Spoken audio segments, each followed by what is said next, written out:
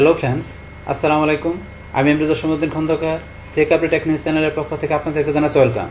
আজকের ভিডিওতে আপনাদের সাথে শেয়ার করব how to convert MS Word to MS Word PowerPoint slide, অর্থাৎ আমরা কীভাবে মাইক্রোসফট ওয়ার্ড থেকে আমাদের পাওয়ার পয়েন্ট স্লাইডে আমরা কনভার্ট করতে পারি। আজকে আমরা সেই বিষয়টা দেখব। এখন আমাদের এই কাজটা করার জন্য প্রথমে আমরা এমএস ওয়ার্ডে চলে আসি।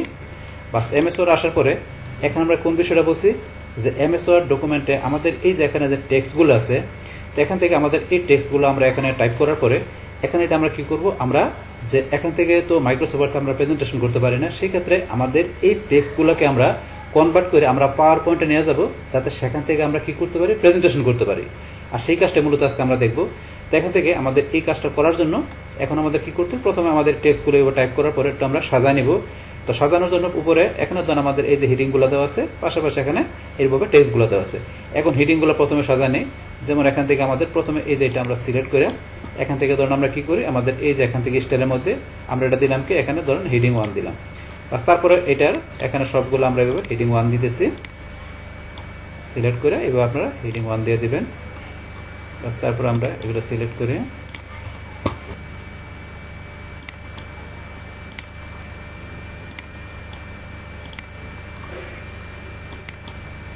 বাস এখানে সবগুলো আমাদের কি করলাম, এখানে আমাদের হিডিং 1 আমরা এই স্টাইলটা দেখাই দিলাম। বাস দেখানোর পরে এখন আমাদের কি করা দরকার, আমাদের এই সবগুলো যে হিডিং 1 করলাম এগুলো আমরা চাই এখন কি করার জন্য, একটু ফরম্যাটিং করে দেওয়ার জন্য। তো সেই ক্ষেত্রে সবগুলো যদি আমি এবার সিলেক্ট করে ফরম্যাটিং করতে গেলে আমাদের অনেক সময় লাগবে।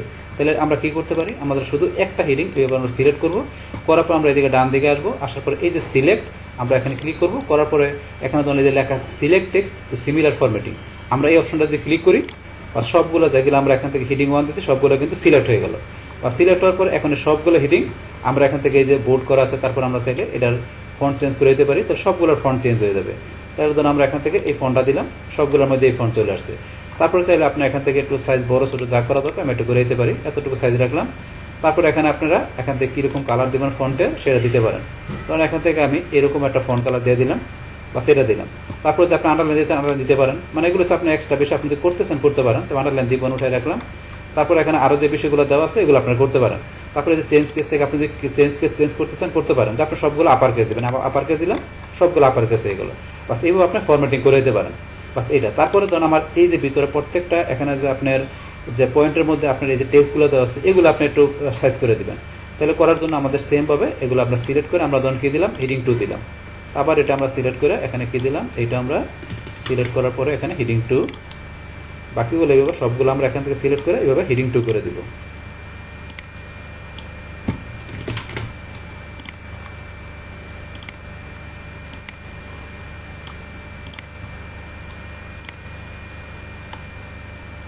আমরা এটা সিলেক্ট করে হিডিং 2 করে দিলাম। বাস তারপর লাস্ট আমাদের রেফারেন্স যে এটা আছে এটা আমরা সিলেক্ট করে বাস এইভাবে সবগুলো করে দিলাম। পাস করার পরে এখান থেকে ধরেন আমাদের হিডিং 2 দেওয়ার পরে এই হিডিং 2 স্টাইলের মধ্যে এরকম কালার হয়ে গেছে। এখন আপনি চান যে এখান থেকে এই যে যেগুলো আপনি এখান থেকে হিডিং 2 দিলেন এই সবগুলো আপনি এখান থেকে কোনো ফরম্যাটিং করবেন বা আপনি একটু চেঞ্জ করে দিবেন। কীরকম ধরেন আমি এখন সেই ক্ষেত্রে কী করতে হবে, এই যে এটার মতো করে আমাদের এই যে সিমিলার ফরম্যাটিং করতে হবে।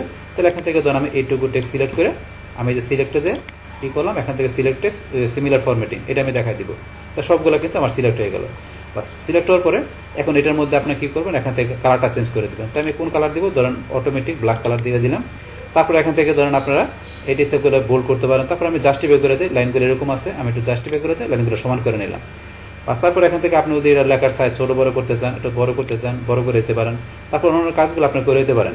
বাস এগুলো করার পরে আমাদের কিন্তু এখান থেকে যে একটু সাজানো হয়ে গেল। বা সাজানো হওয়ার পরে এখন ধরুন এখান থেকে আপনি কী করবেন, আপনার এই টেক্সটগুলোকে এখন আপনি প্রেজেন্টেশন করার জন্য আপনার পাওয়ার পয়েন্টে এখান থেকে আপনি মানে কী করবেন, ট্রান্সফার করবেন। তো সেই কাজটা এখন আমরা দেখব।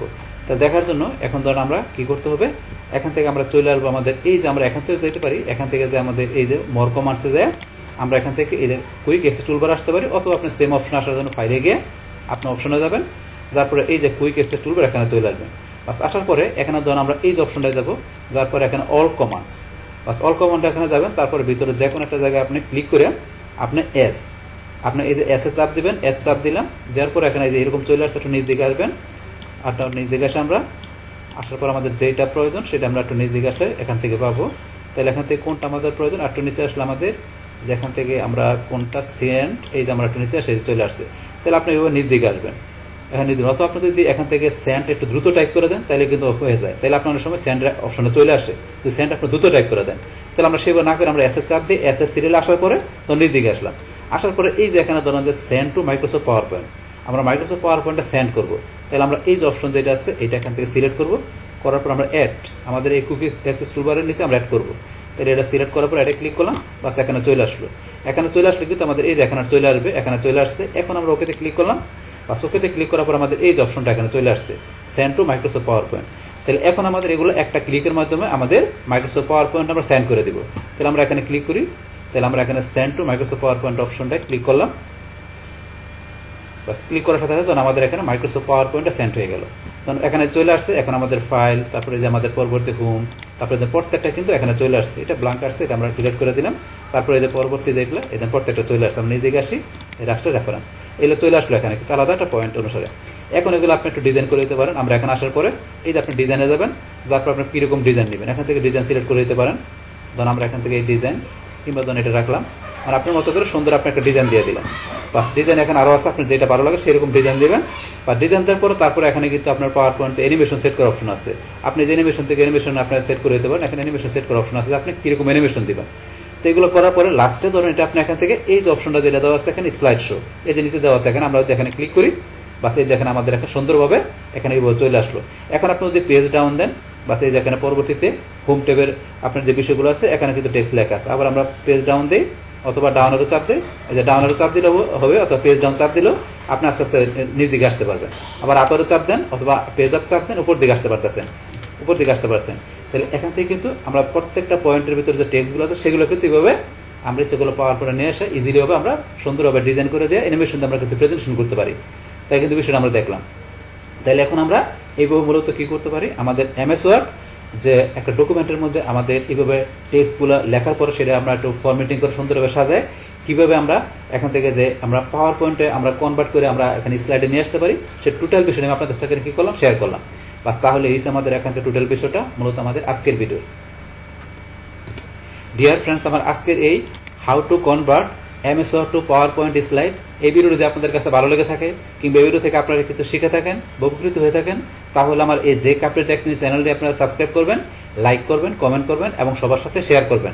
Thanks everybody.